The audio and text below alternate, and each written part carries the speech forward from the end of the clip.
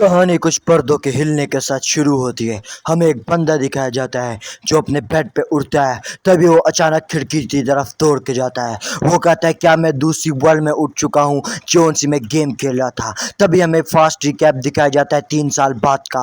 वो बंदा अपना पिछली लाइफ का बता रहा होता है। वो कहता है 3 साल पहले मैं एक गेम में आ चुका था जो मैं खेल रहा था। ये गेम का नाम डीमन स्वॉर्ड हायरन था। इसमें हमें मॉन्स्टर्स को मारना होता था और ये सारी एक एकेडमी पे बेस्ड गेम थी। इसमें शुरू में तो बहुत सारी इवेंट्स होते थे जिसमें हमें मॉन्स्टर को मारना होता था, लेकिन आगे जाके दुनिया का अंत भी होने वाला था जिससे हम सबको रोकना था। लेकिन इस सब की इसको टेंशन नहीं होती क्योंकि ये कहानी का मेन कैरेक्टर नहीं होता ये इस गेम का सिर्फ एक साइड कैरेक्टर होता है, एनपीसी होता है जिसका नाम कोरिन लोच होता है।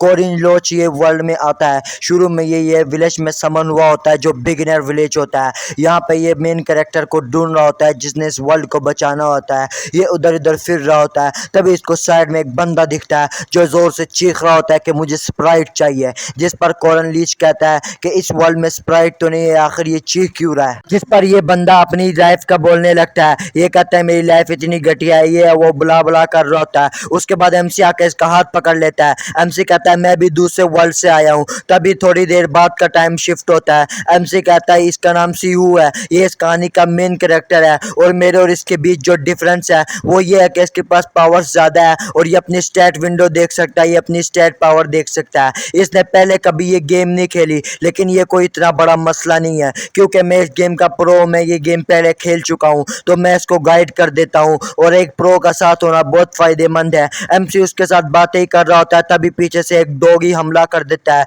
जो एक बहुत बड़ा हाउंड होता है जिसे सीहू भी देख लेता है। तभी से वो आगे की तरफ बढ़ता है और बड़ी आसानी के साथ उन डॉगियों को मार देता है। फिर वो जब अपने दोस्त का पीछे हाल पूछने के लिए पीछे देखता है तो वो देख के शॉक हो जाता है। वो देखता है कि एमसी ने अकेले 6-7 डॉगियों को मार दिया होता है अपनी स्किल्स के साथ, क्योंकि एमसी को इस गेम की बहुत ज़्यादा नॉलेज होती है। सूहो के स्टैट विंडो और एमसी की स्किल्स के साथ और नॉलेज के साथ ये दोनों एक परफेक्ट डुओ होते हैं और ये दोनों मिलकर इस गेम को बचा सकते हैं। ये सिर्फ एमसी का मानना होता है, लेकिन असल कहानी तो कुछ और होती है। तभी सुओ एमसी को एक एलिक्सर पकड़ा देता है। वो कहता है ये पी लो और खुद को हील कर लो, जिस पर एमसी उसका शुक्रिया करता है। फिर एमसी बता रहा होता है कि जिनकी जो पार्टी है वो एक नंबर की टट्टी है, एकदम की टट्टी। उसके बाद हमें बताया जाता है, एमसी बता रहा होता है कि ये वर्ल्ड में मॉन्स्टर्स और फाइटिंग के अलावा ये डेटिंग सिमुलेटर भी है। यहाँ पे जो सी वाइफूस है वो बहुत ज्यादा प्यारी हैं, लेकिन सुहो को किसी भी लड़के में इंटरेस्ट नहीं होता। सुहो एक सिग्मा मेल है जैसे हम है।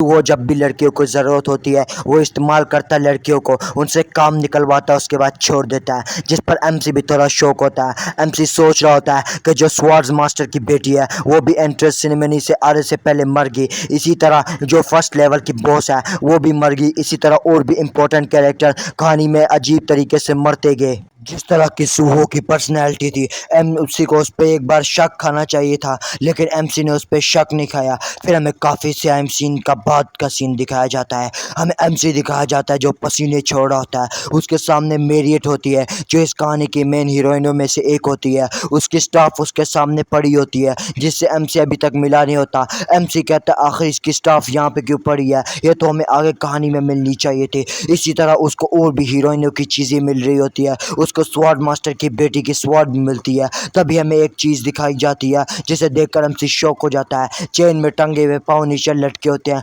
उसके बाद जो बंदी दिखाई जाती है ये और कोई नहीं मेरियट होती है, जिसको चेन के अंदर बंद करके एक सेल में बंद कर दिया होता है अंदर रेड कलर के ब्लड में। तभी पीछे से सूहो आता है। वो कहता है ओ शिट एमसी तुम यहाँ पे क्यों आए हो। जिस पर एमसी उसको उल्टा सवाल करता है। एमसी कहता है आखिर ये सब कुछ क्या है, ये तुम यहाँ नीचे क्या कर रहे हो, ये तो गलत बात है। जिस पर सूहो कहता है गलत, इसमें गलत क्या है, मैंने एक वैम्पायर को कैद किया है, इसको कैद करने में मुझे बड़ी मेहनत लगी है और मैं इसका ब्लड बहुत अच्छे से यूज कर रहा हूँ, तुमने भी इस ब्लड को पिया है। जिस पर एमसी को याद आता है कि इसने एलेक्सर पिया होता है जो इस वैम्पायर के ब्लड से बना है। एमसी की तबीयत खराब होने लगती है, वो उल्टी करने लगता है। फिर सूहो आगे अपनी बात कंटिन्यू करने लगता है। सूहो कहता है मैंने इसको बड़ी मेहनत से पकड़ा है, मुझे 1 महीना लग गया इसको पकड़ने में और मैंने इसको कैद करके रखा है।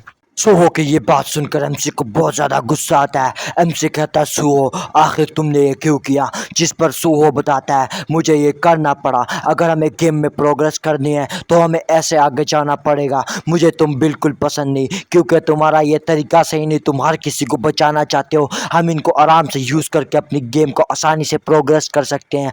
जिस पर एमसी को और गुस्सा आता है। एमसी कहता है तुम दरिंदे हो, आखिर तुमने कितने लोगों को मारा है। जिस पर सुहो कहता है मुझे अच्छी तरह तो याद नहीं है, लेकिन अगर मैं 3 लोगों को और मार दूं तो मैंने 1 लाख से ज्यादा लोगों को मार दिया। जिस पर एमसी को बहुत ज्यादा गुस्सा आता है। एमसी सुहो का कॉलर पकड़ लेता है। एमसी सीयू से कहता आखिर तुमने ऐसा क्यों किया। जिस पर सीयू बताता है वो सब एनपीसीज है, वो अगर जिंदा रहे या मर जाए इनसे कोई फर्क नहीं पड़ता, तुम भी तो इतने एनपीसीज को मारते हो। जिस पर एमसी कहता है मैं सिर्फ उन लोगों को मारता हूँ जो ईविल होते हैं और बुरा करते हैं। एमसी उसको आगे धक्का देने लगता है। एमसी कहता है आखिर तुमने इन सबको क्यों मारा, तुम तो कोई भी एलेक्सर यूज कर सकते थे, तुम तो एक मेज हो, फिर भी तुम मिली वेपन यूज क्यों करते हो, और तुम इतना बड़ा फार्म यूज करने की क्या जरूरत है, तुम तो नॉर्मल एलेक्सर भी यूज कर सकते हो। जिस पर सीयू कुछ बोलने लगता है, लेकिन एमसी कहता है तुम्हें बस एक सैंड बैग चाहिए था जिसकी तुम पिटाई कर सको। जिस पर सीयू एमसी को पकड़ता है, उसको पीछे फेंक के दीवार में मार देता है। पीछे शीशे में जाके एमसी लगता है और उसके सर से ब्लीडिंग होने लगती है, खून बहने लगता है। सीयू एमसी को कहता है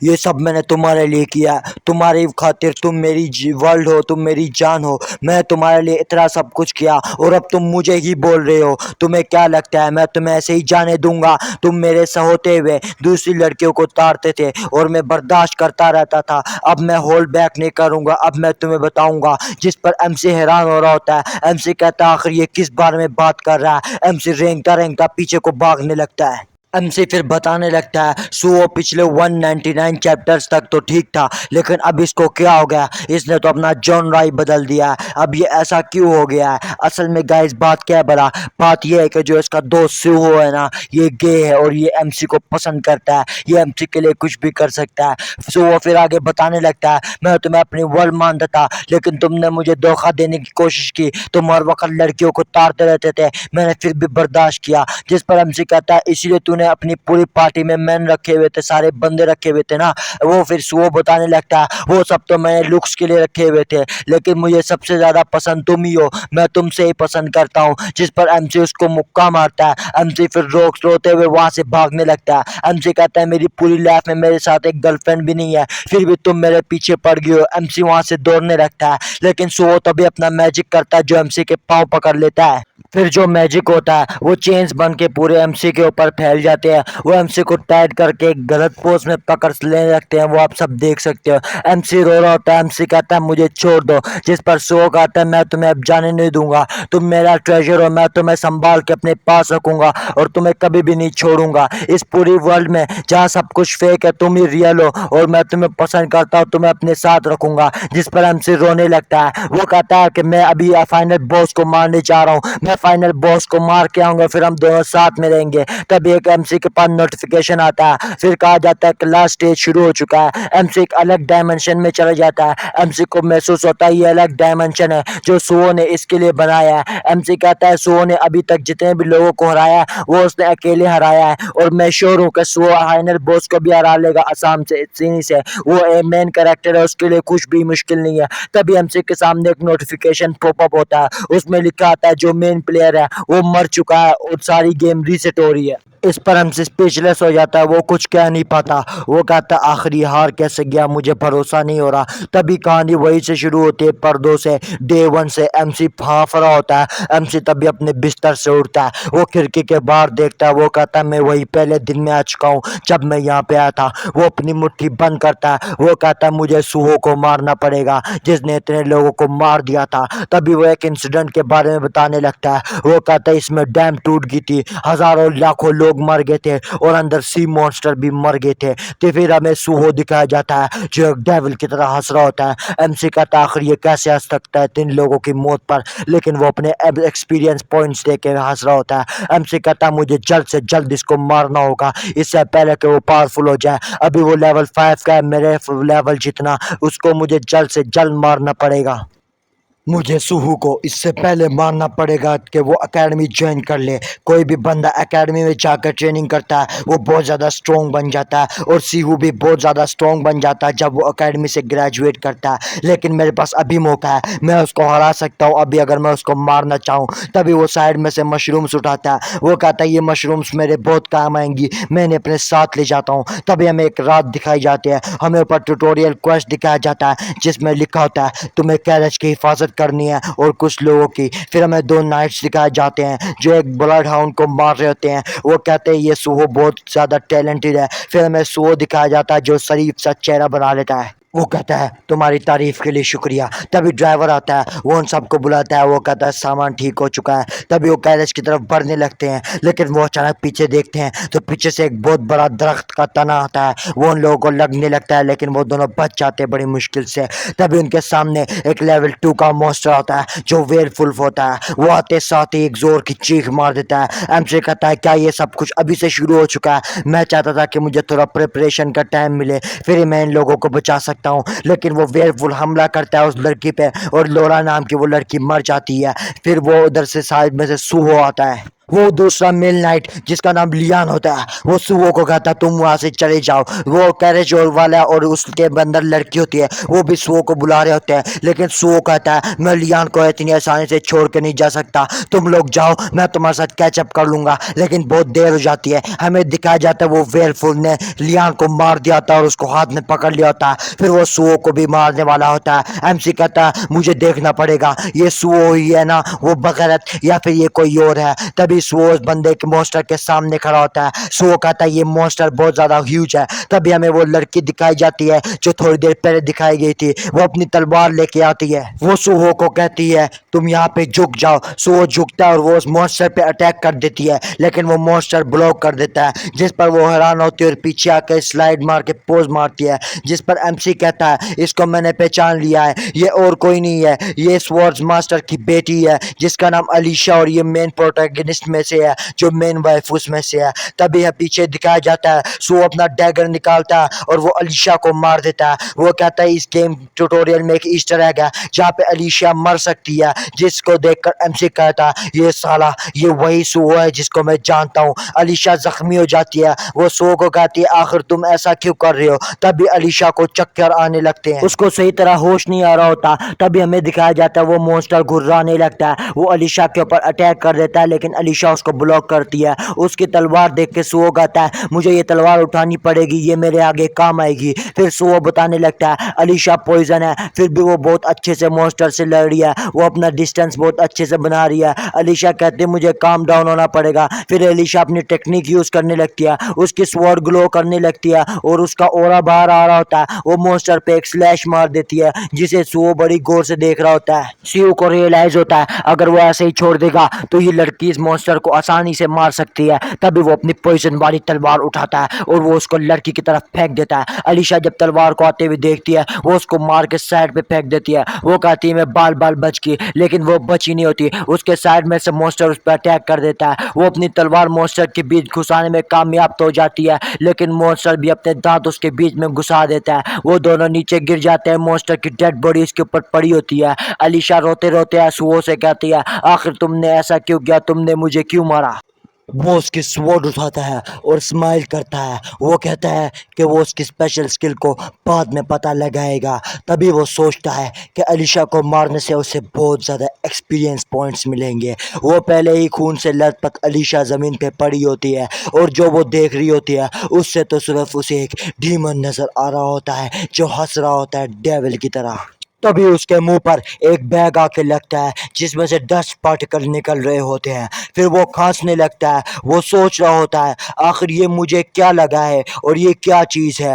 वो तभी चीखने लगता है, वो कहता है जो कोई भी है वो बाहर आ जाए। तभी हमें दिखाया जाते हैं कि सींग लगे हुए रैबिट्स उसकी तरफ बढ़ रहे होते हैं। एमसी फिर हमें एक्सप्लेनेशन देने लगता है, वो कहता है जो मैंने पहले मशरूम्स उठाए थे वो यहाँ फॉरेस्ट में मॉन्स्टर के सबसे फेवरेट फूड है। वो मॉन्स्टर मॉन्स्टर जब भी इस मशरूम की इस खुशबू सूंघते हैं वो उसके पीछे दौड़े दौड़े चले जाते हैं। अभी मैंने ये खुशबू इस सुअर के ऊपर फेंकी है, वो उसको टेस्टी फूड समझ रहे हैं। वो मॉन्स्टर सुअर के ऊपर चढ़ने लगते हैं। सुअर पीछे फाइट बैक कर रहा होता है। जब सुअर पीछे डिस्ट्रैक्टेड हो रहा होता है तभी एमसी वहां से अलीशा को लेके जाने लगता है। एमसी जब देखता है मॉन्स्टर के मुंह में वो डैगर, एमसी उस डैगर को निकालने लगता है, लेकिन तभी पीछे से गालियों की आवाज आती है। हमें दिखाया जाता है पीछे उसके सुअर खड़ा होता है जो एमसी को कहता है आखिर तुम कौन हो, तुम्हारी इतनी हिम्मत कैसे हुई।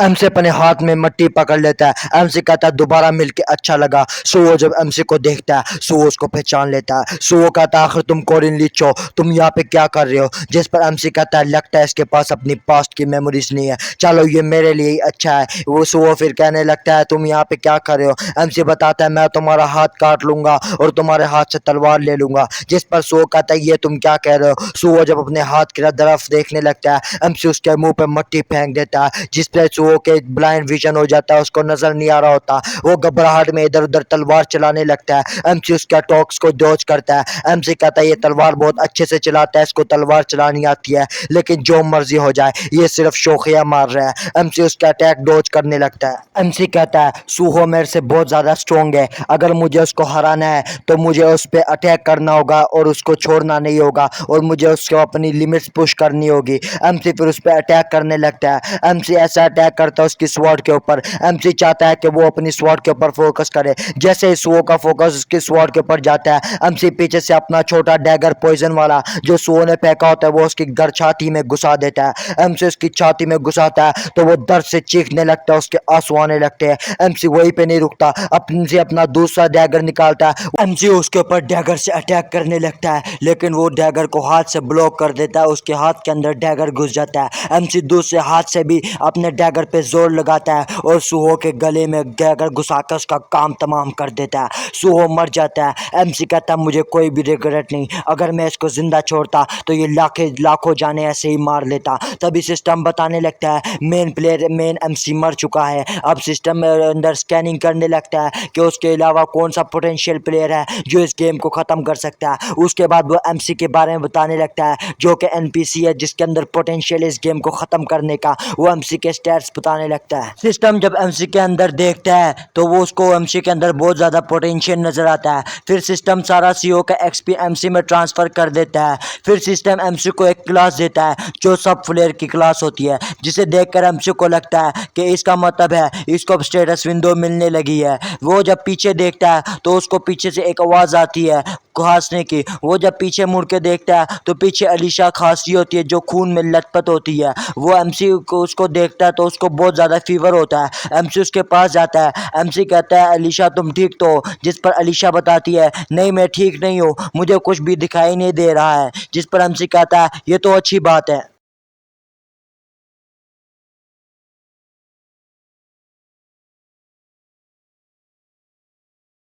एमसी उसको कहता है चलो ये अच्छी बात है, तुम बात तो कर सकती हो ना। फिर एमसी उसको बताने लगता है तुम्हें थोड़ा बेहोश बेहोश सा फील हो रहा है और तुम्हें कुछ भी स्मेल अच्छे से नहीं हो रहा। जिस पर वो लड़की कहती तुम्हें कैसे पता लगा। जिस पर एमसी पहचान लेता है कि ये फैंटम पॉइजन है। एमसी कहता है ये पॉइजन किसी को भी आराम से मार सकता है, लेकिन अभी गेम का शुरू है इसीलिए इसको अच्छी तरह इंग्रेडिएंट्स नहीं मिले तो इसने सस्ते इंग्रेडिएंट्स इस्तेमाल किए हैं, इसीलिए ये पूरी तरह नहीं मरेगी। लेकिन जो इसके पेट में जो ये मॉन्स्टर के फैंग्स हैं ये फंसे हुए, ये मसला हो सकता है। एमसी इसको पीछे से बेल्ट से बांध लेता है ताकि उसकी ब्लीडिंग रुक जाए। फिर एमसी कहता है तुम्हें अपने मुंह में कुछ डालना पड़ेगा ताकि तुम्हें दर्द हो तो तुम चीख ना मारो। फिर एमसी उसको कुछ इधर ढूंढने लगता है। एमसी को कुछ नहीं मिलता तो एमसी उधर उसको सूहो का हाथ मुंह में लेने के लिए कहता है। एमसी कहता है इसके हाथ को कस के मुंह से पकड़ के रखो, तुम्हें बहुत ज्यादा दर्द होने वाला है। फिर एमसी अपनी शर्ट उतार रहा होता है। एमसी शर्ट उतारते हुए कह रहा होता है मुझे पता नहीं आखिर मैं अपनी पिछली पास्ट लाइफ में क्यों आया,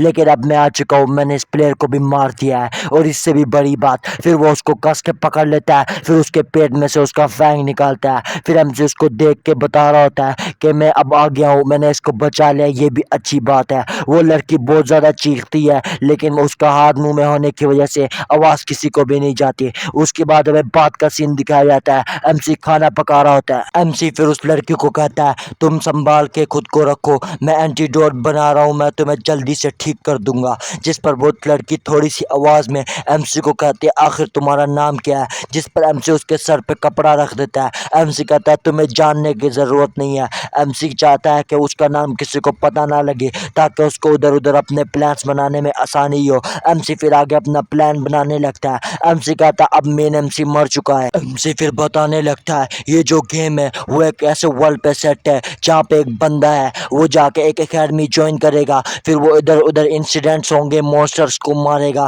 फिर वो हीरो बन जाएगा। ऐसे ही करते करते वो फाइनल स्टेज के बॉस को भी मार देगा। सो वो इस प्लान के साथ इसीलिए चला था क्योंकि इस फाइनल बॉस को अगर कोई नहीं मारेगा तो वर्ल्ड पूरे खतरे में आ जाएगी। फिर हम दोनों ने टीम अप किया और आखिर तक पहुंचे। लेकिन अब ये सिस्टम मेरे साथ क्या मजाक कर रहा है, ये अच्छे से मुझे ट्रीट भी नहीं कर रहा। एमसी अजीब सा फेस बना लेता है, उसके सामने सिस्टम के नोटिफिकेशन आ रहे होते हैं कि आप इन्वेंट्री एक्सेस नहीं कर सकते। सिर्फ इतना ही नहीं, सिस्टम उसको इन्वेंट्री कुछ भी नहीं ऑन करने दे रहा होता, यहाँ तक कि स्टेटस विंडो और स्टोर भी। एमसी कहता है, अब तो सूहो मर चुका है, अब तो सब कुछ मुझे करना होगा, अब मैं मेन प्रोटैगनिस्ट बन चुका हूँ, फिर भी ये सिस्टम मुझे किसी भी चीज़ का एक्सेस नहीं दे रहा। आखिर ये सिस्टम मेरे साथ क्या कर रहा है? तभी एमसी नीचे बैठ जाता है। एमसी बता रहा होता है कि मैंने 3 साल तक अपनी पुश लिमिट तक पुश किया और ट्रेनिंग की, अब मैं कोई ऑर्डिनरी प्लेयर या एक्स्ट्रा ऑर्डिनरी नहीं रहा, मैं बहुत आगे तक पहुंच चुका हूं। तभी वो नीचे जमीन पर रून ड्राई करने लगता है। एमसी कहता है, सिस्टम के बगैर मैं ये वर्ल्ड को क्लियर नहीं कर सकता, लेकिन अब जब सिस्टम मेरी मदद नहीं कर रहा, मुझे कुछ और करना पड़ेगा। वो रून लेटर ग्लो करने लगते हैं, वो एक विंड शॉक वेव क्रिएट करने लगते हैं। एमसी उन शॉक वेव्स को देखता है। एमसी कहता है, अब यही मेरा सहारा है, ये मेरी ताकत है। एमसी कहता है, मैंने अपनी पिछली लाइफ में जो मैजिक सीखा था वो रून लेटर था। ये एंशियंट लेटर है जो बहुत पहले लिखे गए थे, इनमें बहुत पावरफुल मैजिक होता है। इनमें 3 किस्म की चीज़ें होती है, एक भरोसा, एक ड्यूटी होती है और एक कसम होती है। ये तीनों बहुत ज़्यादा पावरफुल मैजिक है इस वर्ल्ड के। एमसी फिर वो रून्स अपने हाथों पे लिखने लगता है। सबसे पहले वो ड्यूटी वाली रून लिखता है अपने राइट बाजू के डोलों के ऊपर, जिससे उसको पावर्स मिलती है और ये सबसे आसान रून होती है। इस पे पर इसको एक काम कसम खानी होती है जो इसको पूरी करनी होती है। वो कसम खाता है कि मैं किसी भी गरीब की मदद करूँगा, किसी भी गरीब को मैं आंखें नहीं दिखाऊंगा और मैं उसकी हर तरह से मदद करूँगा। तभी एक मोटी सी चेन आती है, वो एमसी के घर से दिल के पास लटक जाती है। फिर एमसी को बताया जाता है, अगर तुम इसके नहीं कर सके, ये ओथ को तुम नहीं रख सके, तो तुम्हें पेनल्टी के तौर पर डेथ दी जाएगी। फिर एमसी दूसरी वाला रून लिखने लगता है। वो अपने दूसरे हाथ पे रून लिखता है, उस पर वो कहता है कि मैं एस्ट्रल बींग्स यानी स्पिरिट को नहीं देख पाऊंगा। स्पिरिट्स हार के रखी होती है, ये एक हिसाब के इस वर्ल्ड में गोस्ट होते हैं, ये जिन होते हैं इस वर्ल्ड के। अगर ये के बंदों को तभी छेड़ सकते हैं जब बंदे को जिनके बारे में पता हो, वरना ये किसी को भी नहीं छेड़ सकते जो पागल हो या जिसके पास कॉन्शियसनेस ना हो, जो बेहोश हो। एमसी कहता है, अगर एस्ट्रल बीइंग मुझे छेड़ नहीं सकती तो ये मेरे लिए एक प्रोटेक्टिव शील्ड की तरह है जो मुझे एस्ट्रल बीइंग्स यानी स्पिरिट से बचा के रखेगी। सिस्टम उसको बताता है, अगर तुम्हें कोई भी स्पिरिट तुम्हें तंग नहीं कर सकती, तुम्हें डैमेज नहीं पहुंचा सकती। अगर तुमने किसी स्पिरिट को छेड़ा तो तुम्हें 600 का डैमेज रिसीव होगा। उसके बाद एमसी अपना आखिरी रून लिखता है जो ओथ होता है, जो बहुत ज़्यादा हाई रिस्क वाला होता है। इसको पिछली लैब में सुओ ने भी नहीं लिखा होता, जिस पर एमसी कहता है इसको मुझे लिखना पड़ेगा, चाहे इसमें जितना मर्जी रिस्क हो। जो सुओ था जिसके पास पिछली लाइफ में एक सिस्टम था, वो भी इसको लेके मर गया, तो मुझे कोई भी टेंशन नहीं। तभी वो अपने ऊपर रून लिखने लगता है, जिससे उसकी पूरी बॉडी चमकती है, उसकी पूरी बॉडी में रेड हो रहा था, उसको दर्द होने लगता है। इस रून में एमसी कसम खाता है कि वो ये वर्ल्ड को बचा के रहेगा और वो इस वर्ल्ड के लिए कुछ भी करेगा। फिर सिस्टम कहता है, अगर तुमने ये रूल तोड़ा तो तुम्हें जान से मार दिया जाएगा। उसके बाद हमें दूसरी तरफ का सीन दिखाया जाता है। अलीशा अपने बेड में से उठती है, उसके साइड में दर्द हो रही होती है। तभी उसके साथ में नर्स आती है। नर्स कहते, क्या तुम ठीक हो चुकी हो? जिस पर अलीशा कहते, मुझे छोड़ने आया था। वो कहाँ पे है? जिस पर नर्स बताती है, जो तुम्हें छोड़ने तुम्हारा गार्डियन आया था वो कब का चला गया हुआ है। जिस पर अलीशा कहते, गार्डियन? जिस पर नर्स कहती है, हाँ वही जो तुम्हें छोड़ने आया था। अलीशा अपने आसपास देखने लगती है, तभी उसको साइड में अपना बैग पड़ा हुआ नजर आता है जिसके ऊपर एमसी की बेल्ट होती है। वो एमसी की बेल्ट को गौर से देखने लगती है। तभी वो नर्स को बुलाती है वो नर्स को कहती है क्या मुझे हनी बॉम्ब कैंडी मिलेगी, जिस पर नर्स कहती है तुम चुप होकर नीचे सूप पियो, तुम अभी बीमार हो। तभी एंट्रेंस सेरेमनी शुरू होती है। एमसी अपने वॉलेट में अपनी स्टूडेंट आईडी ढूंढ रहा होता है, उसको तभी एक लेटर मिलता है। वो जब लेटर खोलता है ये उसकी मदर ने दिया होता है। वो उसमें लिखा होता है, वो एमसी को बता रहे होते हैं हम तुम पे आखिर कितना ज़्यादा प्राउड है और हमें कितना प्राउड है तुम अकेडमी जा रहे हो। फिर हमसे बताने लगता है कॉरन लीच जोन्स है ये मेरा बॉडी जिसकी मैंने पोजेस की है, ये उसकी फैमिली है। उसकी फैमिली में उसके मदर फादर उसकी बहन है। शुरू में जब मैं इस वर्ल्ड में आया था मुझे बहुत ज़्यादा ऑकवर्ड होता था, मैं उनसे अच्छे से बात नहीं कर पाता था, लेकिन वो मुझे अच्छे से ट्रीट करते थे और मुझे नॉर्मली ट्रीट करते थे। जिस तरह मुझे फिर उनसे प्यार होने लग गया और फिर मुझे इस वर्ल्ड से भी प्यार होने लग गया, मैं अच्छे से सबको ट्रीट करने लग गया। एमसी बट बताता है मेरे और सो के बीच में बस यही बात का फ़र्क है, मैं हर किसी से प्यार करता हूँ और सो नफ़रत करता है। तभी हमें बहुत सारी ट्रेन्स दिखाई जाती है और स्टूडेंट्स दिखाए जाते हैं जो आ रहे होते हैं हॉलवे में से। तभी हमें एक लड़की दिखाई जाती है, ये लड़की तुम्हें देखी देखी लग रही होगी लेकिन तुम सब सिग्मा मेल्स हो, मैं तुम्हें आगे बताऊंगा क्या होता है। फिर वो आगे वो उस लड़की एमसी के पास आती है, वो कहती है तुम्हारी हाइट काफ़ी ज़्यादा लंबी है, क्या तुम पोटैटोस खाओगे। तभी सीन जंप होता है और हमें चलती हुई ट्रेन दिखाई जाती है जिसके अंदर वही लड़की सबको गाइड कर रही होती है और सबका दिल बहला रही होती है। ये लड़की को तो का नाम होता है मैरियट डेनेलेफ।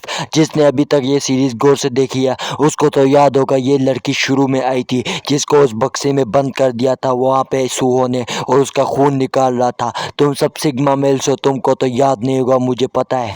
ये इस एकेडमी में फर्स्ट क्लास की मेज होती है जो सेकंड ईयर में पढ़ रही होती है। इसको यहाँ पे हर कोई एडमायर करता है क्योंकि इसने परफेक्ट अपनी सारी शेप बनाई हुई होती है, अपनी सारी पर्सनैलिटी परफेक्ट बनाई होती है। शुरू में तो ये नॉर्मल होती है लेकिन जब इसको लोग तंग करना शुरू कर देते हैं तो ये आहिस्ता आहिस्ता ईविल होने लगती है। ये इतनी ज़्यादा ईविल हो जाती है कि ये फर्स्ट मिशन की बॉस बन जाती है।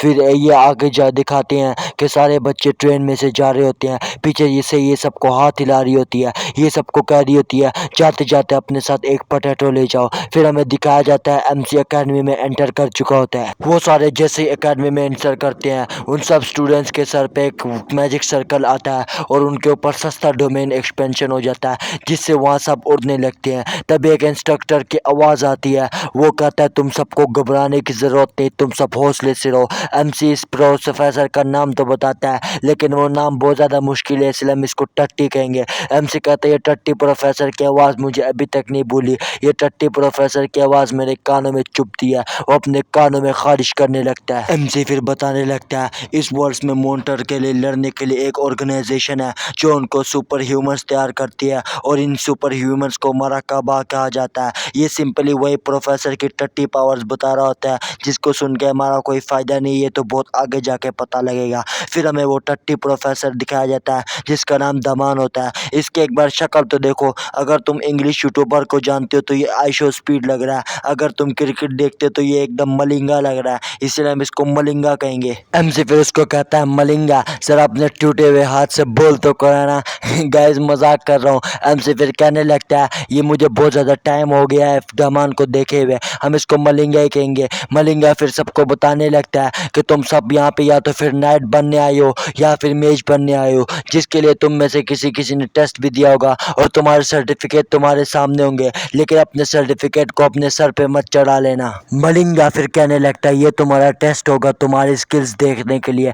तभी उनके सामने सिस्टम की शो की जाती है उनकी पावर्स, जिसे मलिंगा कहता है ये तुम्हारे सामने तुम्हारे रैंक शो हो रहे हैं। एमसी के रैंक तो एकदम टट्टी होते हैं बहुत ज़्यादा। आखिर एमसी ने पता नहीं सुओ को कैसे ही मार दिया, हमें समझ नहीं आ रहा। फिर एमसी कहने लगता है मुझे अपनी रैंक्स बढ़ानी पड़ेगी। तभी मलिंगा चिल्लाता है, मलिंगा कहता है जहाँ पे तुम्हारे सामने रैंक्स लिखे हुए हैं इस हिसाब से खड़े हो जाओ, बड़े रैंक्स वाले सामने और छोटी रैंक्स वाले पीछे। एमसी 6 रैंक पे खड़ा होता है। एमसी कहता है अभी तो मैं बहुत लो हूँ लेकिन मैं आगे चला जाऊंगा। तभी मलिंगा एक क्रीपी सी स्माइल देता है। मलिंगा कहता है तुम सबको ट्रेनिंग ग्राउंड में मिलेंगे। तभी वहाँ से सब टेलीपोर्ट होने लगते हैं। फिर किसी की आवाज़ आती है, वो कहता है इस बार डायमंड्स भी आए हुए हैं यहाँ पे रफ कलर के। तभी हमें एक ग्लासेस में लड़की दिखाई जाती है जिसके बहुत बड़े कि गाइस तुम तो सिग्मा मेल थे, तुम ये क्या सुन रहे हो। चलो गाइस हम टॉपिक से नहीं भटकते हैं। उसके बाद हमें बताया जाता है दूसरे रैंक में अलीशा होती है, एक और ग्रीन कलर के कपड़ों वाली लड़की होती है, एक और मर्सनरी होता है और एक और बिल्डर होता है। ये इन लोगों को बगैर टेस्ट के पास कर दिया जाता है। लेकिन जो रैंक फर्स्ट में होती है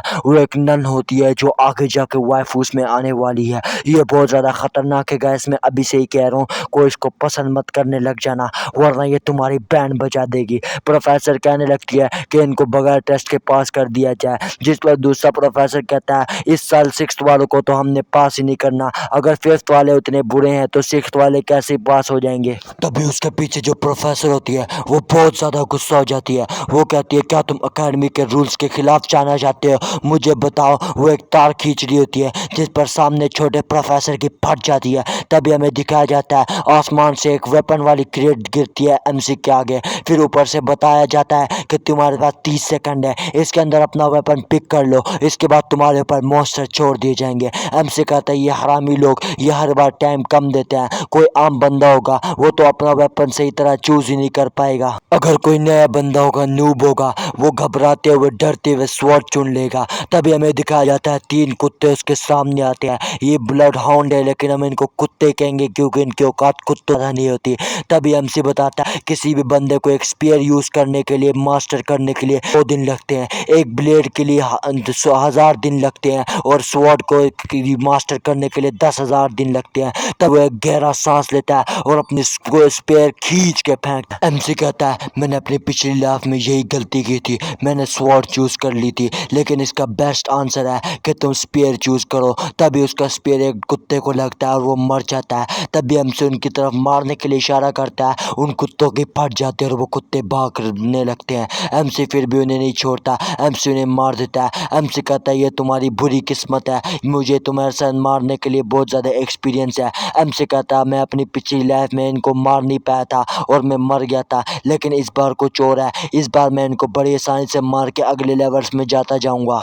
लेकिन एमसी का पोपट तब हो जाता है जब वो 5 मिनट तक इंतज़ार करता है लेकिन कोई मॉन्स्टर नहीं आता। एमसी कहता है मुझे लगता है सिस्टम ब्रोक हो चुका है। तभी हमें मॉनिटर दिखाया जाता है जहाँ बहुत सारे बच्चों का एग्ज़ाम दिखाया जाता है। वो छोटा वाला प्रोफेसर उधर सबको देखता है, वो कहते हैं इस साल के 6th और 5th वाले कोई भी बच्चा अच्छा नहीं है, किसी को देखने का फ़ायदा नहीं है। तभी उसकी नज़र एमसी की तरफ जाती है, वो जो इबासिया ले रहा होता है वो कहता है ये साला आखिर ये फारिग कैसे है, लगता है सिस्टम में बग आ गया, ये मॉन्स्टर इसके पास नहीं गया। वो मॉन्स्टर्स को दोबारा समन कर देता है। एमसी कहता है आखिर ये कुत्ते वापस क्यों आ गए। तभी वो अकड़ू प्रोफेसर वहां से जाने लगता है, वो कहता है आखिर ये टट्टियों से कुछ नहीं हो सकता। हमें पीछे दिखाया जाता है एमसी दोबारा उनको एक फटके में ही मार देता है। वो प्रोफेसर कह रहा होता है इस साल 3rd रैंक वालों को मारने में 7 मिनट लग रहे हैं वरना इनको 3 मिनट लगने चाहिए, और 5वें 6ठे रैंक की तो तुम बात ही ना करो, ये तो हाई टट्टी। लेकिन उसकी नज़र फिर से एमसी पर जाती है। एमसी फिर से उधर उबासिया ले रहा होता है, वो कहता है आखिर ये सिस्टम ब्रोक तो नहीं हुआ। उसके सामने दूसरा बंदा आता है, वो उससे पूछता है आखिर ये ख़राब तो नहीं हो गया, जिस पर वो बंदा कहता है मैडम जोसेफिन का मैजिक आज तक 20 साल हो गए ख़राब नहीं हुआ, इसमें कोई ख़राबी नहीं हो सकती। जिस पर वो छोटा प्रोफेसर कहने लगता है ये तो ओबियस सी बात है, मॉन्स्टर समन हो रहे हैं, लेकिन वो इतनी जल्दी मर क्यों रहे हैं। जिस पर वो बड़ा वाला चौकीदार पूछता है क्या तुमने मॉन्स्टर्स को समन होते हुए देखा है। जिस पर छोटा प्रोफेसर खांसने लगता है, वो कहता है नहीं। जिस पर कहता है तुम बेवकूफ़ हो, दोबारा समन करो। जब दोबारा समन करते हैं एमसी को बहुत ज़्यादा गुस्सा आता है। एमसी कहता है आखिर वो साले बार बार मेरे साथ ऐसा क्यों कर रहे हैं। एमसी 3 स्पेयर्स इकट्ठे बनाता है और उन्हें मार देता है उन डॉगीज पर। एमसी का रिकॉर्ड बन जाता है 7.3 सेकंड्स का, जिसे देखकर वो प्रोफेसर की भी फट जाती है। वो कहता है आखिर ये क्या चीज़ है। वो दूसरे वाले मलिंगा को बुलाते हैं, वो कहता है मलिंगा साहब इधर आओ, देखो इस बंदे ने क्या रिकॉर्ड बना दिया है। जिस पर वो मलिंगा से पूछते हैं आखिर इस साल का 3rd लेवल का रिकॉर्ड क्या है। जिस पर मलिंगा बताता है यहाँ पे एक जीगर नाम का लड़का है जिसने 3 मिनट का रिकॉर्ड बनाया है। जिस पर वो कहता है नहीं इतनी कोई ख़ास बात नहीं है। जिस पर मलिंगा कहता है अब मुझे डिस्टर्ब मत करो। जिस पर वो फिर उसकी डिफ़िकल्टी हाई कर देता है। वो फिर एक बोर बेच देता है जिसको एमसी 3 सेकंड में फुड़का देता है। फिर वो उससे भी खतरनाक मॉन्स्टर बेचता है जो वाइट कलर का ऑल होता है। ये तो अच्छी बात होती है, इसका फॉल डैमेज नहीं होता।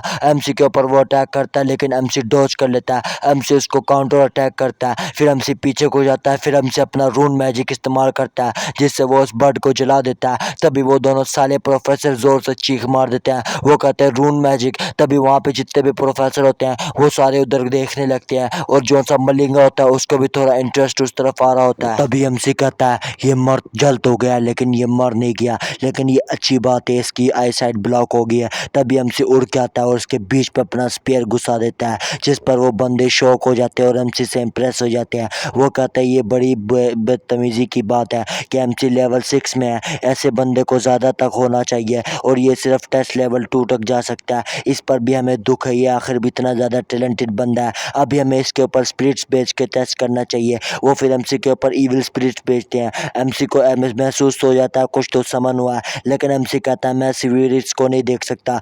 पीछे आपने देखा होगा क्योंकि एमसी ने ओथ ली होती है कि वो स्पिरिट को नहीं देख सकता और स्पिरिट उसको नुकसान नहीं पहुंचा सकती। तभी एमसी गिनती गिनने लगता है। जैसे ही 1 मिनट हो जाता है एमसी हार मान लेता है, एमसी विड्रॉल कर देता है। फिर हमें दिखाया जाता है एमसी ने इविल स्पिरिट्स वाले से विड्रॉ कर दिया होता है, बाकी सब जीत गया होता है। लेकिन कमाल की बात ये होती है एमसी ने हर एक मॉन्स्टर को मारने में रिकॉर्ड सेट किया होता है। फिर एमसी प्रोफेसर के पास जाता है, एमसी प्रोफेसर को कहता है आपने बहुत अच्छा काम किया। प्रोफेसर तो शौक होता है, वो कहता है आखिर ये एमसी कौन है। तभी सभी स्टूडेंट्स को हॉल में बुलाया जाता है, एमसी भी वहाँ पे होता है। वहाँ सब बच्चे आपस में अपनी रैंक्स डिस्कस करते हैं। तभी हमें एक कद्दू दिखाया जाता है येलो कलर का, वो फिर इधर उधर फिर रहा होता है। ये वही ईगर होता है जिसके बारे में बताया जाता है कि जिसने रिकॉर्ड सेट किया है। एमसी बताने लगता है मेरी पिछली लाइफ में इस बंदे ने आते साथ ही सुओ से पंगा ले लिया था, लेकिन सुओ को इस पे गुस्सा आ गया तो सुओ ने इसको मार दिया, इसके गले में छुरा घुसा दिया। इस कद्दू के साथ ऐसा ही होना चाहिए, ऐसे ही लोगों को मुझे पसंद नहीं है, ये यक लोग होते हैं, इनसे दूर रहा करें। एमसी कहता है ये कद्दू जितना मर्जी बदतमीज हो, इसकी एज में ये सब कुछ नॉर्मल है, इसको मरना नहीं चाहता सुओ के हाथ में। तभी हमें दिखाया जाता है क्लास 5 के बच्चे होते हैं, उनको बाकी बच्चे चिढ़ा रहे होते हैं। उनमें एक बच्चा होता है, एमसी कहता है ये बच्चा भी अपने डर पे काबू नहीं कर पाया और ये भी सुहो के हाथ से मर गया। तभी एक बंदा अपना गला साफ करते हुए हाथ में माइक पकड़ता है, ये और कोई नहीं होता, ये इस कहानी का मेन प्रिंसिपल होता है इस अकेडमी का। गैस ये तो स्पॉयलर्स हो गया क्योंकि इस प्रोफेसर के बारे में हमें आगे बताया जाना है कि ये प्रिंसिपल है, लेकिन मैंने आपको पहले बता दिया क्योंकि मुझे भरोसा आप लोग ये सीरीज़ को पूरा देखोगे। और हाँ, वीडियो को लाइक ज़रूर कर देना। सब्सक्राइब का मैं नहीं कहता, अगर आपको मेरी एक्सप्लेनेशन पसंद है तो सब्सक्राइब करो, लेकिन लाइक लाजमी कर देना, लाइक मेरा हक बनता है। आप लोग लाइक करोगे तो मेरी वीडियो आगे पहुँचेगी, आगे और भी लोग देखेंगे, इससे लाइक ज़रूर कर देना। और मेरी इस जर्नी में मेरे साथ अगर आना चाहते हो तो तुम्हारी मर्ज़ी, सब्सक्राइब करना चाहते हो तो करो। उसके बाद वो प्रोफेसर बताने लगता है तुम सब बच्चे यहाँ पे आए हो, तुम में से कोई वीक भी होगा, कोई पहले से स्ट्रॉन्ग होगा, लेकिन कोई और भी स्ट्रॉन्ग बनना चाहता है। हम तो यहाँ पे तुम्हें पहला स्टेप सिखाने के लिए, जो दूसरा स्टेप है वो स्टूडेंट्स को खुद ही लेना है और खुद ही आगे बढ़ना है। मैं तुम्हें सिर्फ यहाँ पे इतना बताने आया था, मैं यहाँ से अब जा रहा हूँ, अलविदा। फिर हमें स्कूल का ग्राउंड दिखाया जाता है, वहाँ पे बहुत बच्चे होते हैं। तभी हमें कद्दू दिखाया जाता है जो किसी से बातें कर रहा होता है। तभी वो छोटे लड़के के पास जाता है, वो उससे उसकी क्लास का पूछता है, जिससे वो छोटा 5 क्लास बताता है, जिस पर वो कहता है तुम एकदम पथेटिक हो, तुम टेस्ट पास नहीं कर पाए। जिस पर वो एमसी उसके पीछे आ जाता है, एमसी उसको कंधे पे हाथ रख देता है, जिस पर वो कद्दू कहता है आखिर तुम कौन हो। एमसी कहता है तुम्हारे ये गर्दन पे जो टैटू बना है ये बहुत मस्त बना है, ऐसा तुम्हारी गांड पे भी बना होगा। गाइस मैं तो मजाक कर रहा हूँ, मैंने ऐसे ही मुंह से निकल गया। फिर एमसी बताने लगता है ये तुम्हारा टैटू बहुत मस्त है, तुम्हारे ऐसे टैटू आसपास और भी बने होंगे ना। जिस पर ये अगर बहुत खुश हो जाता है, वो उसको और भी टैटूज दिखाने लगता है। एमसी कहता है ये टैटूज मुझे इसलिए पता है क्योंकि मेरी पास्ट लाइफ में जब ये घर मर गया था तो इसकी मदर इसको ढूंढते हुए आई थी और वो इसने उसके सारे टैटूज के बारे में बताया था, और उसने ये भी बताया था कि ये टैटूज इसने शो ऑफ के लिए नहीं बनाए बल्कि उसकी मदर को उसकी चिंता थी इसलिए उसने बनाए हैं। तभी फिर कद्दू और एमसी एक दूसरे के साथ हाथ टकराते हैं और दोस्ती कर लेते हैं। वो फिर उस चश्मिश के साथ भी दोस्ती कर लेते हैं, तीनों फिर आपस में दोस्त हो जाते हैं। दूर से उन्हें अलीशा खड़ी देख रही होती है। अलीशा कहती है किसी को ऐसे बुली करने से बचाना कितना औसम है। वो एमसी को देख के उसको कहते ये आखिर कितना अच्छा बंदा है। इसको एमसी के बारे में याद नहीं होता क्योंकि उस रात जब एमसी ने इसको बचाया होता है इसको पॉइजन लगा होता है, जिस वजह से इसको कुछ भी नज़र नहीं आता और याद नहीं होता। एमसी कहता है इस तरह मैंने इसको बचाकर मैंने लाख के ऊपर बहुत बड़ा एहसान किया और अपना बहुत अच्छा इंप्रेशन जमाया। एमसी फिर एक शैतानी हंसी निकालता है। एमसी कहता है अब मैं इसके ऊपर अपना सारे एक्सपेरिमेंट करूंगा और इससे अपने काम करवाऊंगा क्योंकि इस बंदे की स्किल होती है वो मेमोराइज होती है। एमसी को इविल से स्माइल दे रहा होता है, जिसे पीछे से अलीशा देख के कहती है इसकी स्माइल बहुत ज़्यादा अच्छी है, बहुत ज़्यादा इविल स्माइल है। एमसी फिर बताने लगता है कौन सी एकेडमी है, यहाँ पर डोम्स फ्री है, खाना भी बाहर के मुकाबले में सस्ता है और यहाँ पे बहुत सारी फैसिलिटीज़ हैं जो बहुत ज़्यादा फ्री दी गई हैं। असल में ये सब एमसी गरीब लोगों के लिए लंगर खाना है, इनको फ्री में खाना बांटा जाता है। फिर एमसी बताता है इसमें सबसे ज़रूरी जो चीज़ है वो यहाँ की ट्रेनिंग फैसिलिटी है, क्योंकि ट्रेनिंग फैसिलिटी में बंदा इतनी ज़्यादा कर सकता है, वो अपनी लिमिट्स को पुश कर सकता है और इम्पॉसिबल ट्रेनिंग को पॉसिबल कर सकता है।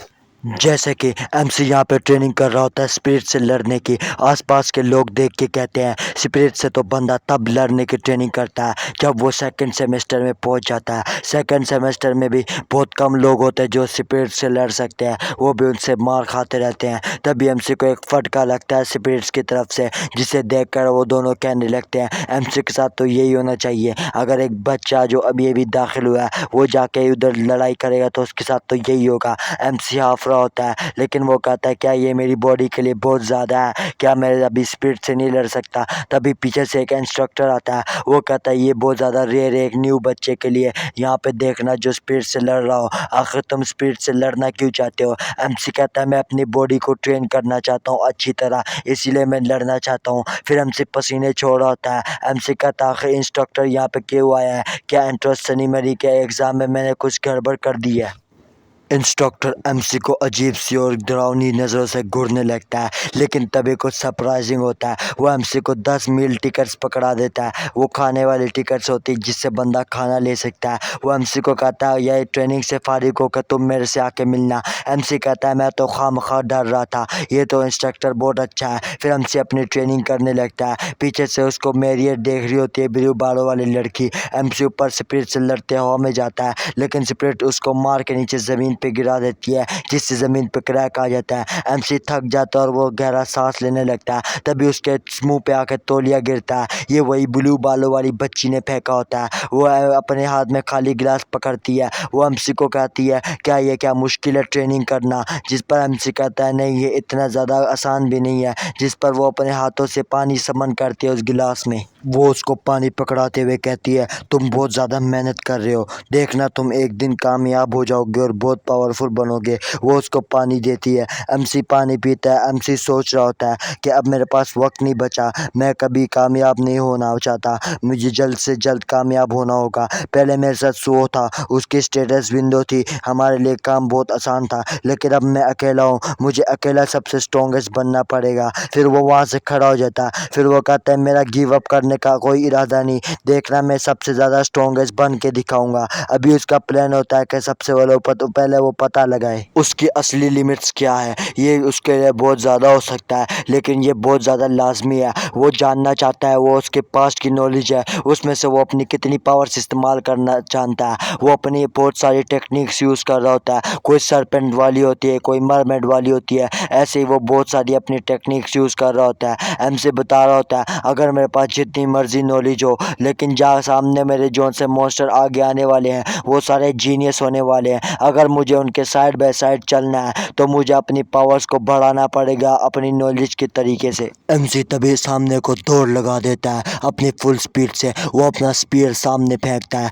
जिस पर नीलो बाले वाली बच्ची को लगता है कि एमसी ने हार मान ली और अपना स्पीयर फेंक दिया है। लेकिन अगले ही पल में वो देखते हैं कि एमसी अपना स्पीयर वापस पकड़ लेता है, जिस पर इसको रियलाइज़ होता है कि एमसी ने अपना स्पीयर इसलिए फेंका होता है ताकि वो उसको वापस पकड़ सके। तभी एमसी ऊपर उड़ के जाता है और उस स्पीयर बॉडी के पीछे चले जाता है। फिर वो उसके ऊपर अपने स्पीयर से अटैक कर लेता है, जो अपनी एक स्पीयर की स्पेशल पावर इस्तेमाल करता है, जिसका नाम होलो स्पीयर सरपेंट होता है। ये नाम इतने यख नाम है कि मैं इनको बार बार नहीं लूँगा। उसके बाद एमसी इतना स्टाइल में उसको मार देता है, जिस पर वो लड़की कहती है एमसी के लिए छोटे मोटे लफ्ज़ आउटस्टैंडिंग, वेरी स्मार्ट, ये बहुत ज़्यादा कम है। एमसी के लिए उसके मुंह से अलग अलग अल्फाज निकल रहे होते हैं। वो कहते हैं एमसी से मेस्मराइजिंग बंदा मैंने आज तक नहीं देखा, ये लफ्ज़ इतने मोटे और इतने ख़तरनाक होते हैं, इनकी तो तुम्हें हिंदी में ट्रांसलेशन भी नहीं मिलेगी। उसके बाद एमसी के साथ जो पोपट होता है ना गाइस, तुम लोग तो देख के हैरान हो जाओगे। एमसी ऊपर से नीचे गिर जाता है फ्लोर पे। वो लड़की एमसी से पूछती क्या तुम सही हो,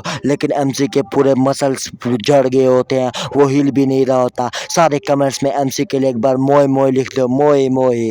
एमसी ने जो अटैक किया था वो इतना खतरनाक होता है, इससे इसका स्पीयर टूट जाता है। अगले दिन में दिखाया जाता है वो नीलो वालों वाली बच्ची होती है, वो सबको इंट्रोड्यूस करती है। वो कहते हैं मैं तुम सबको आज ट्रिप पे लेके जाऊंगी। हमें फिर एमसी दिखाया जाता है जिसका कल गिर के गाल सूजा होता है। अभी भी मोए मोए लिख दो सारे कमेंट्स में। फिर एमसी कुछ खा रहा होता है, एमसी कहता है मुझे अब ताकत बनाने के लिए खाना खाना पड़ेगा। अब मैं सीओ के एलेक्सर पे डिपेंड नहीं हो सकता, अब सीओ भी मेरे साथ नहीं है और मैं किसी के भी मिसफॉर्चून पे, मतलब गरीब की उस पे मैं आंखें पलट नहीं सकता। तभी वो उसके पास जाता है, चश्मिश के पास। वो उसको कहता है चलो हम मिल के खाना खाते हैं, और उसके कान में खुसफुसा के बोलता है हम मिल के ग्रीमोर पढ़ते हैं। ग्रीमोर के बारे में फिर हमें बताया जाता है ग्रीमोर स्किल्स बुक होती हैं जिन्हें पढ़कर ही बंदे को स्किल मिल जाती है। उसके बाद हमें उस एकेडमी की लाइब्रेरी दिखाई जाती है जो सबसे बड़ी लाइब्रेरियों में से है, जिसमें बंदे को हर किस्म की नॉलेज मिलती है। लेकिन एमसी बताता है ये सब बकवास है, ये लाइब्रेरी बनाई गई है ग्रीमोर्स को छुपाने के लिए।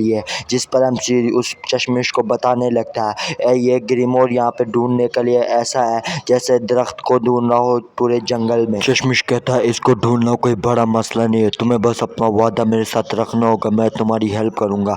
जिस पर एमसी बताता है मार्क एक एक्सीलेंट स्टूडेंट है जिसके पास रैंक्स बहुत ज़्यादा है, इसके पास मैजिक भी बहुत ज़्यादा है, लेकिन इसका कोई फ़ायदा नहीं जब किसी मैजिशियन का माना लेवल और उसकी पावर लेवल कम हो। लेकिन अगर एक बार उसको ग्रीमोर मिल गई तो उसकी ज़िंदगी बदल जाती है। तभी एमसी बुक्स नीचे गिराने लगता है। जब चश्मिश एमसी को मना कर रहा होता है तो वो देखता है एमसी एक बुक गिराता है और बुक शेल्फ में से हट के सीक्रेट रास्ता खुल जाता है, जिस पर चश्मिश हैरान हो जाता है। वो एमसी को कहता है आखिर तुमने ऐसे कैसे किया। एमसी चश्मिश को इग्नोर मार के ठुमक ठुमक के अंदर चलने लगता है, जिससे चश्मिश भी उसका पीछा करता है। चश्मिश अंदर चल रहा होता है, चश्मिश कहता है ये जगह बहुत ज़्यादा डरावनी है, जिस पर एमसी रुकता है। फिर एमसी चश्मिश को कहता है ये वक्त है तुम्हारा अपना वादा पूरा करने के लिए, जिस पर चश्मिश मान जाता है। वो कहता है तुमने मुझे कहा था ये स्पेस को दूर भगाना है राइट, आखिर अब मुझे क्या करना होगा। तभी अचानक एमसी उसको चपेट मार देता है। एमसी अपनी ईविल से स्माइल हंस रहा होता है कि नीचे चश्मिश पड़ा हुआ होता है। एमसी कहता है चलो अब ये शुरू हो गया है। एमसी फिर बताने लगता है मैं यहाँ पे इस चश्मिश की हेल्प तो करने आया हूँ, लेकिन मैं यहाँ पे एक स्पेशल क्वेस्ट भी पूरा करने आया हूँ। वो स्पेशल क्वेस्ट ये है कि मुझे ईविल स्पिरिट को पकड़ना है। तभी हमें उसके पीछे एक ईविल स्पिरिट दिखाई जाती है जो बहुत ज़्यादा खतरनाक और डेडली लग रही होती है। इसको हम लालू भाई कहेंगे क्योंकि ये रेड कलर का है।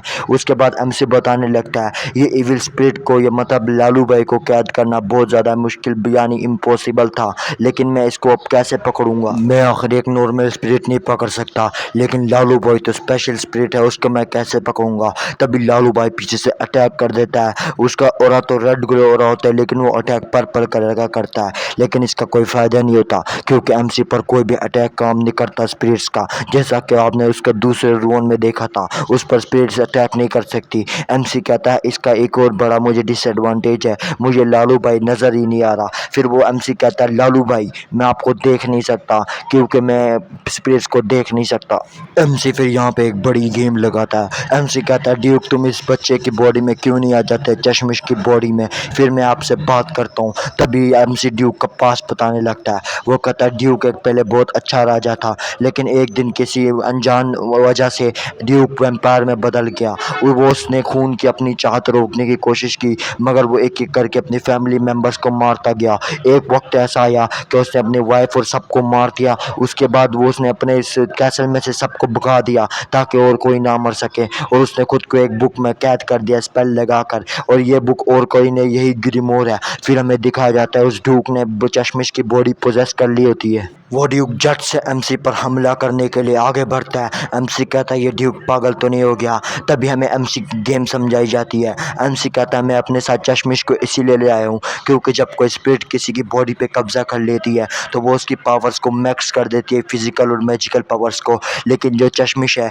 उसकी पावर एकेडमी में सबसे ज़्यादा कमज़ोर है फिजिकल, इसीलिए मैं इसको लाया हूँ। एमसी बड़े आराम आराम से चश्मिश को पछाड़ देता है नीचे। फिर एमसी कहता है अगर मैं यहाँ पे चश्मिश को मार दूँ करूँगा तो मुझे मैक्स लेवल आइटम मिलेंगे जो सूहो ने अपनी पिछली लाइफ में भी यूज़ किए थे, लेकिन मुझ में और सूहो में फ़र्क है। तभी एमसी कहता है ड्यूक से, क्या तुम अपनी बीवी और बच्ची के बारे में नहीं जानना चाहते हो? जिस पर ड्यूक अचानक से शांत हो जाता है, जो हमने एक्सपेक्ट नहीं किया होता। एमसी फिर उसको कहानी सुनाने लगता है कैसे उसकी बीवी मर गई बाद में और उसकी बेटी एक अमेजिंग एडवेंचरर बनी जिसने अपना नाम बहुत ज़्यादा रोशन किया, जिसे सुनकर लालू भाई की आंखों में आंसू आने लगते हैं। ये असल में एमसी की चालें हैं, ऐसा कुछ भी नहीं होता। एमसी कहता है सुओ ने मेरी पिछली लाइफ में इसको अच्छे से हैंडल नहीं किया था, इसलिए मैं इसको अच्छे से हैंडल करना चाहता हूँ। फिर लालू भाई एमसी से माफ़ी मांगता है उस पर अटैक करने के लिए। फिर एमसी कहता है इसका कोई मसला नहीं, वैसे भी चश्मिश वीक था, मुझे कुछ नहीं होता। तभी वो एमसी को इनाम देने लगता है, उसको अचीवमेंट्स देने लगता है। वो उसको 2 ग्रीमोस देता है, उसको कुछ डस्ट पाउडर देता है और उसको वो रीजनरेशन की पावर देता है, जिस पर एमसी श्योर नहीं होता क्योंकि उसने कभी यूज़ नहीं की होती, उसको पता नहीं होता ये कितनी पावरफुल है। फिर उधर से चश्मिश उठ जाता है जो पूछता है एमसी को, क्या तुम्हारा प्लान ये था कि तुम मेरे अंदर स्पिरिट बुलाकर मुझे मारना चाहते थे? एमसी का अपना मुंह छुपाने लगता है। एमसी कहता है तुम बकवास बंद करो, ये देखो मैं तुम्हारे लिए ग्रीमोर लाया हूँ, जिसे देखकर चश्मिश खुश हो जाता है। एमसी कहता है ये सब कुछ मैंने इसीलिए किया है, मैं देखना चाहता था कभी कभी किसी मेहनत करने वाले को फल मिलता है तो उसका क्या रिएक्शन होता है। फिर एमसी देखता है कि उसके स्टैट पॉइंट ज़्यादा हो गए होते हैं, 5 या 10। तो फिर एमसी कहता है मेरा लेवल अब डायरेक्ट नहीं दिखाया गया, इसका मतलब सिस्टम मुझे कंपनशेट कर रहा है लेकिन शो नहीं कर रहा। उसके बाद हमें ट्रेनिंग ग्राउंड दिखाया जाता है जहाँ पे वही नीलों वाली बालों वाली बच्ची होती है। नीली बच्ची वहाँ सबको आलू देने लगती है और कहती सब अच्छे से ट्रेनिंग करो। तभी उसको एमसी नजर आता है, वो एमसी के पास जाती है। वो कहती है कि आज तुम दोबारा स्पिरिट बॉडीज को मारने वाले हो, जिस पर एमसी कहता है हाँ, जिस पर वो कहती है मुझे भरोसा है तुम उनको मार लोगे, जिस पर पीछे बच्चे उससे सड़ रहे होते हैं। वो कहते हैं आखिर तुम स्पिरिट बॉडीज को कैसे मार सकते हो, हमने तुम्हें कल देखा था, कल तुमने मार खा ली थी उनसे। जिस पर नीलो पालो वाली बच्ची कहती है ये स्पिरिट बॉडीज को आराम से मार लेगा, मैं 2 गोल्ड पॉइंट बेट कर सकती हूँ। जिस पर एमसी हैरान हो रहा होता है, वो कहता है आखिर ये मेरे ऊपर बेट क्यों कर रहे हैं, लेकिन एमसी उनको इग्नोर मार के अपना स्पीयर लेके जाने लगता है। एमसी फिर ट्रेनिंग ग्राउंड में ट्रेनिंग के लिए तैयार होता है। एमसी कहता मुझे सबसे पहले अपनी वीकेस्ट स्किल चेक करनी होगी, आखिर क्या है। पिछली बार मैंने जो स्पिरिट बॉडी को मारने के लिए स्किल यूज़ की थी वो काफ़ी ज़्यादा डिफ़िकल्ट और हाई लेवल थी, लेकिन इस बार मुझे चेक करना होगा आखिर मैं इसको कितनी जल्दी मार सकता हूँ। तभी वो अपना सबसे वीकेस्ट अटैक करता है, जिसमें एक अटैक में वो वीक बॉडी मर जाती है स्पिरिट बॉडी, जिस पर आसपास सभी लोग शॉक हो जाते हैं। एमसी भी शॉक हो जाता है। एमसी कहता है अरे यार मैं तो बहुत ज़्यादा स्ट्रॉन्ग हो गया हूँ पहले से। तभी वो पीछे वो नीलो फालो वाली बच्ची आती है। वो एमसी को कहती है मुझे पता था तुम स्ट्रॉन्ग हो गए हो, तुमने पहले स्पिरिट को 3 अटैक में मारा था, लेकिन अब तुमने एक ही अटैक में मार दिया। जिस पर एमसी कहता आखिर ये नीलो फालो वाली बच्ची मेरे ऊपर इतना ध्यान क्यों दे रही है, ये मेरी जासूसी तो नहीं कर रही। तभी एमसी को याद आता है अरे यार इसकी आंख तो बहुत तेज है इस साली की। तभी वो एमसी को एक पौच पकड़ा देती है। एमसी को कहती है ये तुम्हारा शेर है, तुम्हारी वजह से मैंने गोल्ड कॉइन जीते हैं। जिस पर वो एमसी को पूछती है क्या तुम इसे नहीं लेना चाहते? एमसी कहता है आखिर कौन बेवकूफ़ है इस दुनिया में जो पैसे को मना करेगा। वो फिर अजीब स्माइल करने लगता है। गाइस अगर आपको भी पैसा पसंद है तो कमेंट में पैसा कर दो, आप भी एमसी की तरह अमीर होना चाहते हो तो अमीर पे कमेंट कर दो। फिर वो हमें एक रात दिखाई जाती है, उसी दिन की रात। एमसी कहता है मैंने अपनी गांड छिलवानी जितनी मेहनत कर ली, मेरी गांड छिल गई मेहनत कर करके, लेकिन मैं अभी भी 5 स्टार से आगे नहीं पहुंचा। अभी भी मेरा एक ही मसला चल रहा है, मेरे पास रून मैजिक है जो सा मेरा, वो मेरा बहुत ज़्यादा माना खींच लेता है। मुझे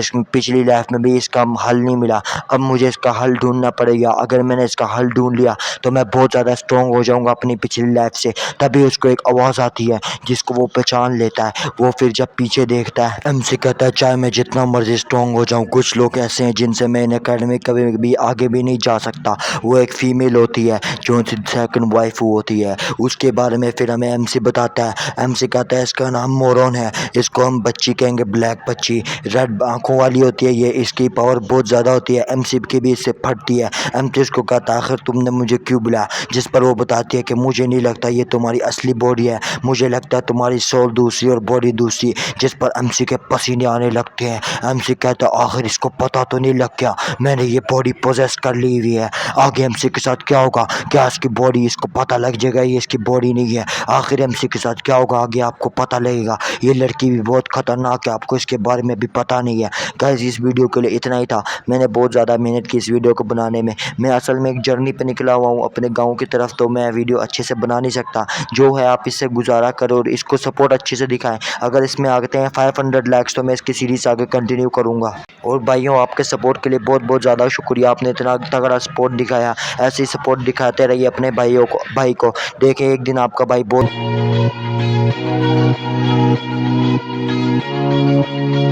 Girl, you wanna know it, and now you wanna show it.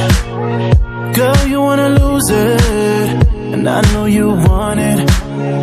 कुड़ी मैं तेनों कहंदा, तेरे दिल विच रहंदा, नेड़े ना आवे, तू दूर क्यों जावे? Hey you, never let me come into your hotel room, never let me come into your home side too. That's why she keeps loving what I do, that's why she calls me at 2:15. तेरा दीवाना मेरी जाने जाना क्यों तकती नहीं, यार भी करा इजहार भी करा क्यों मानती नहीं। तू कर दे जवानी मेरे ना सोनिए, कर दे जवानी मेरे ना सोनिए। नी तू कर दे जवानी मेरे ना सोनिए, कर दे जवानी मेरे ना सोनिए। Yeah, she meets me in the lobby, more money and more body. मैनू चढ़ गई दीवाना मैनू कर गई। Girl, I'm feeling your body, तेरियां दावां सानू मारे। कुड़ी संग दी फिर भी मेरे उत्ते मरदी, जे मेरे नाल तू रखा मैं तेरे कदमां च दुनिया। मेरे हर पल दियां खुशियां तेरे मेरे नाल ने जुड़ियां। तेरा नू इन्ना ना सता हुण कर दे मैनू तू कर दे जवानी मेरे ना सोनिए, कर दे जवानी मेरे ना सोनिए। नी तू कर दे जवानी मेरे ना सोनिए, कर दे जवानी मेरे ना सोनिए।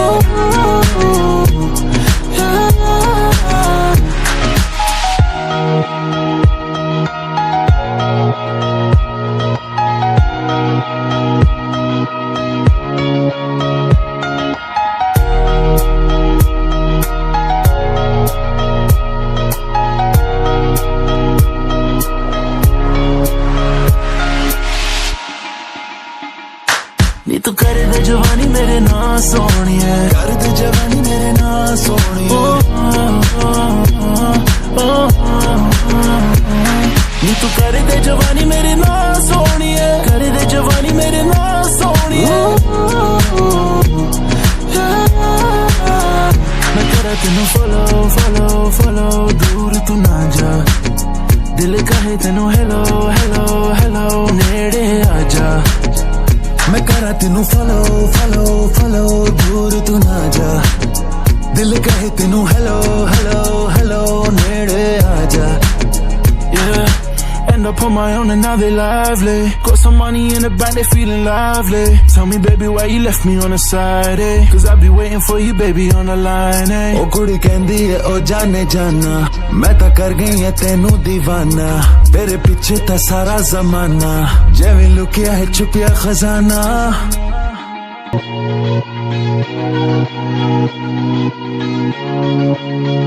Girl, you wanna know it, and now you wanna show it. Girl, you wanna lose it, and I know you want it. कुड़ी मैं तेनों कहंदा, तेरे दिल विच रहंदा, नेड़े ना आवे, तू दूर क्यों जावे? Hey you, never let me come into your hotel room, never let me come into your home side too. That's why she keeps loving what I do, that's why she calls me at 2:15. तेरा दीवाना मेरी जाने जाना क्यों तकती नहीं, यार भी करा इजहार भी करा क्यों मानती नहीं।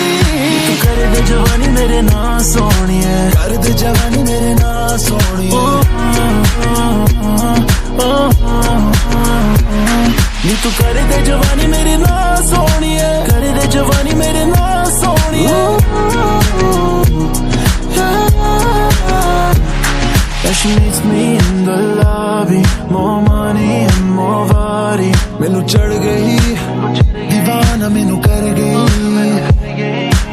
I'm feeling your body. तेरियां दावां सानू मारे कुड़ी संगदी फिर भी मेरे उत्ते मरदी जे मेरे नाल तू रखा मैं तेरे कदमां च दुनिया मेरे हर पल दियां खुशियां तेरे मेरे नाल ने जुड़ियां तेरा नू इन्ना ना सता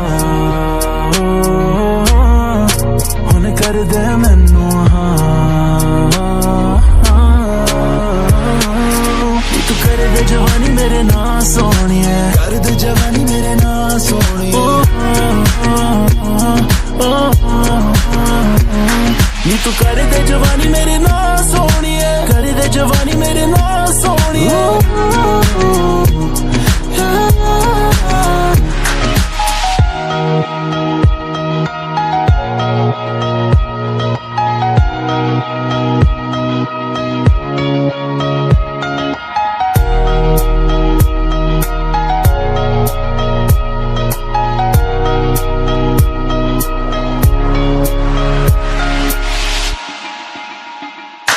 नी तू कर दे जवानी मेरे ना सोनिए कर दे जवानी मेरे ना सोनिए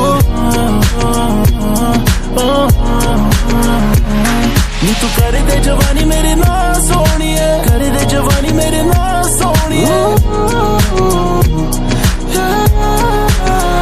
मैं करा तेनू follow follow follow दूर तू ना जा दिल कहे तेनू hello hello hello नेड़े आजा मैं करा तेनू follow follow follow दूर तू ना जा दिल कहे तेनू hello hello hello नेड़े आजा yeah end up on my own and now they lively got some money in the bank they feeling lively tell me baby why you left me on the side eh cause I be waiting for you baby on the line eh oh kudi kendi hai oh jaane jana मैं ਤਾਂ कर गई है तेनू दीवाना तेरे पीछे था सारा जमाना जिवें लुकिया है छुपिया खजाना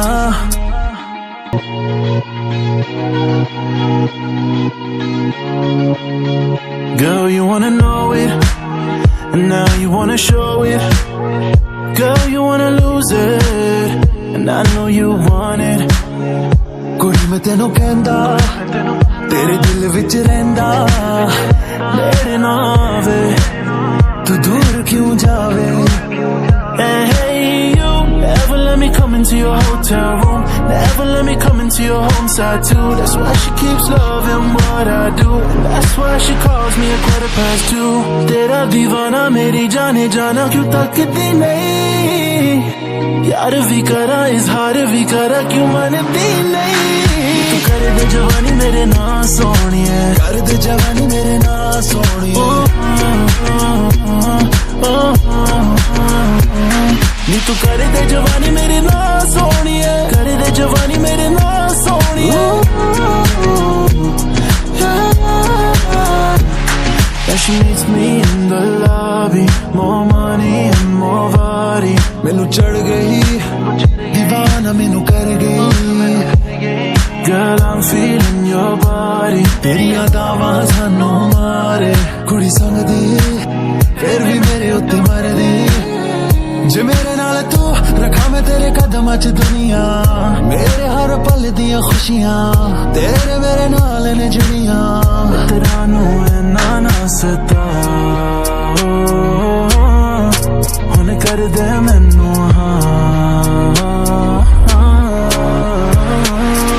तू कर दे जवानी मेरे ना सोनिए कर दे जवानी मेरे ना सोनिए नी तू कर दे जवानी मेरे ना सोनिए कर दे जवानी मेरे ना सोनिए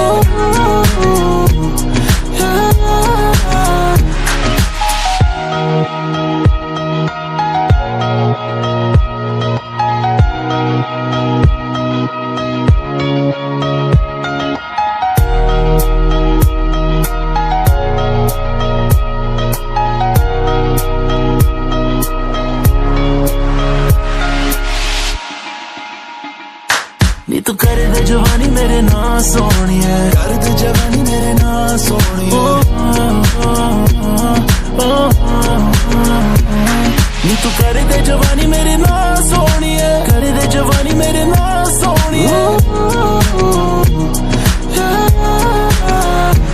करा तेनू follow follow follow दूर तू ना जा दिल कहे तेनू hello hello hello नेड़े आजा मैं करा तेनू follow follow follow दूर तू ना जा दिल कहे तेनू hello hello hello नेड़े आजा yeah end up on my own and now they lively got some money in the bank they feeling lively tell me baby why you left me on the side